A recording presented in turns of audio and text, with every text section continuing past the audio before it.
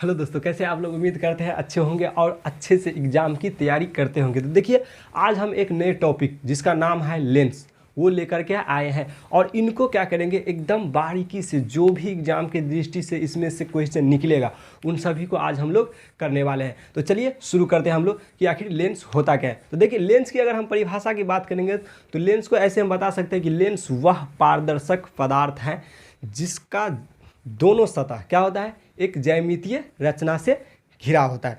तो समझ गए कि वो पारदर्शक सतह होता है जो आर पार आसानी से प्रकाश की किरणें आ जा सकती हैं। तो चलिए, आखिर लेंस कितने प्रकार का होता है इनको भी हम लोग जानते हैं। तो लेंस कितने प्रकार के होते हैं? लेंस दो प्रकार का। कितने प्रकार के? दो। एक होता है उत्तल लेंस और दूसरा अवतल लेंस। ध्यान रखिएगा। तो देखिए, उत्तल लेंस को हम लोग अभिसारी लेंस के भी नाम से जानते हैं।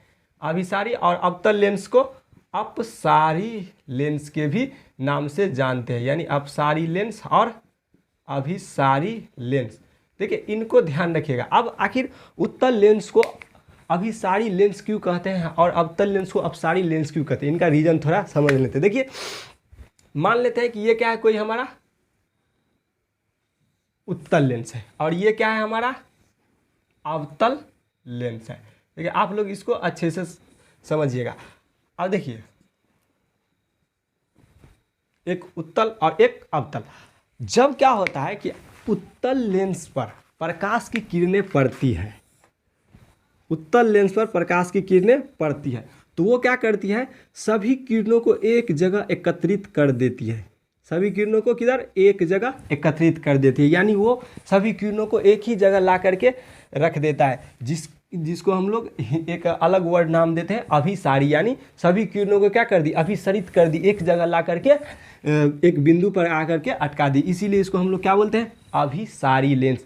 लेकिन अवतल लेंस में क्या होता है, जब इस पे प्रकाश की किरणें पड़ती है तो वो क्या कर देता है, सभी को फैला देता है, यानी अपसरित कर देता है। इसीलिए इसका नाम हम लोग अपसारी लेंस के नाम से भी जानते हैं। यानी वो क्या कर देता है, फैला देता है। आ रही है प्रकाश की किरणें, ऐसे आपतित किरणें, और उसको क्या कर रही है, फैला दे रही है इस तरह से।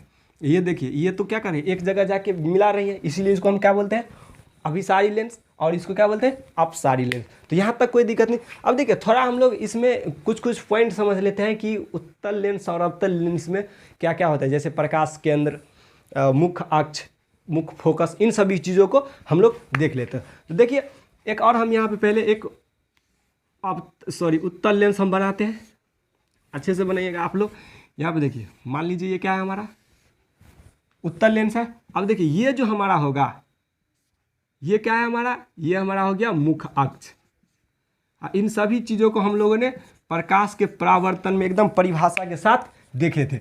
देखिए, ये हमारा क्या है, मुख्य अक्ष हो गया, और इसको जो लेंस का मध्य बिंदु होता है उसको हम लोग क्या बोलते हैं, प्रकाश केंद्र के नाम से जानते हैं। यानी प्रकाश केंद्र वो होता है जिससे होकर के अगर प्रकाश की किरणें जाएगी ना तो बिना विचलित हुए सीधे निकल जाएगी। आगे अभी हम लोग देखेंगे इसको किस नाम से जानते हैं हम लोग, प्रकाश केंद्र के नाम से। अब देखिए, इसमें दो ठो फोकस होता है। एक होता है प्रथम फोकस, एक होता है द्वितीय मुख्य फोकस, द्वितीय फोकस जो 2F2।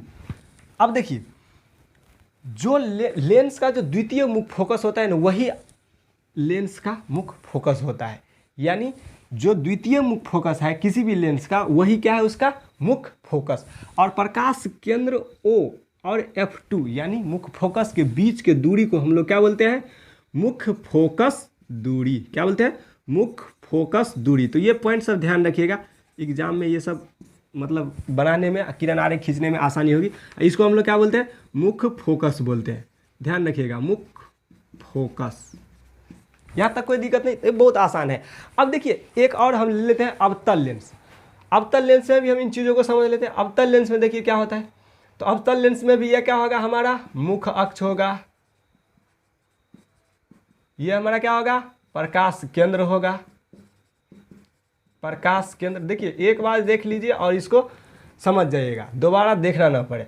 अब देखिए, प्रकाश केंद्र हो गया, मुख्य अक्ष हो गया। अब इसमें फोकस, जो इसका द्वितीय मुख्य फोकस होता है वो F2 होता है और प्रथम मुख्य फोकस F1 होता है। तो यही द्वितीय मुख्य फोकस इसका क्या है, मुख्य फोकस। समझ गए, मुख्य फोकस, और इनके बीच के दूरी को क्या बोलेंगे, फोकस दूरी, जिसको हम लोग छोटा एफ से सूचित करते हैं। जानते होंगे आप लोग, जिसको हम लोग क्या करते हैं, छोटा एफ से सूचित करते हैं, यानी फोकस दूरी को क्या करते हैं हम लोग, छोटा एफ से सूचित करते हैं। तो यहाँ तक कोई दिक्कत नहीं। अब देखिए, इसी में हम लोग अब जानेंगे कि आखिर किरण आरेख की बनावट कैसे करेंगे, कौन कौन से किरण का उपयोग करेंगे, जिससे हम कहीं भी अगर रखा है वस्तु उसका प्रतिबिंब किस प्रकार का होगा, उन्हीं किरण आरेख को अभी हम लोग समझते हैं।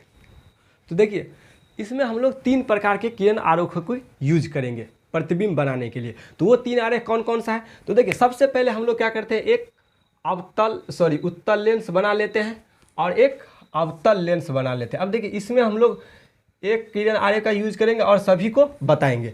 अब देखिए, ये हमारा, इसमें भी ऐसे आप लोग भी आरेख खींच लीजिएगा, इसमें आप लोग अच्छे से बनाइएगा। देखिए, ये थोड़ा बीच से भाग गया, इनको अच्छे से बनाइएगा तभी अच्छे से प्रतिबिंब आपका आएगा। ये हमारा क्या हो गया, प्रकाश केंद्र, इधर क्या हो गया F2, इधर 2F2, इधर F1 और इधर 2F1। इसमें क्या हो गया, ये हमारा F2 हो गया, ये हमारा F1 हो गया। अब देखिए, इसमें जो हमारा पहला किरण है, किरण आरेख, वो क्या है, प्रकाश केंद्र की दिशा में, प्रकाश केंद्र की दिशा में। देखिए समझिएगा, जब आपतित किरण क्या होगी, प्रकाश केंद्र, यही ना हमारा प्रकाश केंद्र, प्रकाश केंद्र की दिशा में जाएगी तो वो बिना विचलित हुए सीधे क्या होगी, निकल जाएगी।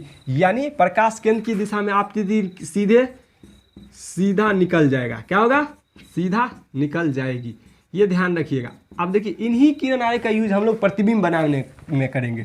दूसरा जो आता है, दूसरा होता है मुख्य अक्ष के समांतर। और हम लोग जानते हैं कि जब मुख्य अक्ष के समांतर कोई आपतित किरण आपतित होती है, मुख्य अक्ष के समांतर, तब वो किससे होकर के जाती है, वो मुख्य फोकस से। और अभी अभी हम लोग जाने कि मुख्य फोकस होता क्या है। तो जो मुख्य फोकस होता है, द्वितीय मुख्य फोकस होता है, यानी कोई भी किरण क्या होगी, जब वो मुख्य अक्ष के समांतर होगी तो किससे होकर के जाएगी, मुख्य फोकस से होकर।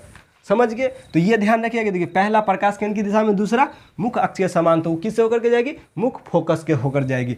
अब देखिए, तीसरा जो है और वो आखिरी है, वो क्या है कि जब क्या होगा, फोकस की दिशा में, किसकी दिशा में, फोकस की दिशा में कोई किरण आपतित होगी, तब वो किससे होकर के जाएगी, वो मुख्य अक्ष के समांतर होगा। किसके समांतर, मुख्य अक्ष के समांतर। देखिए ध्यान रखिएगा, मुख्य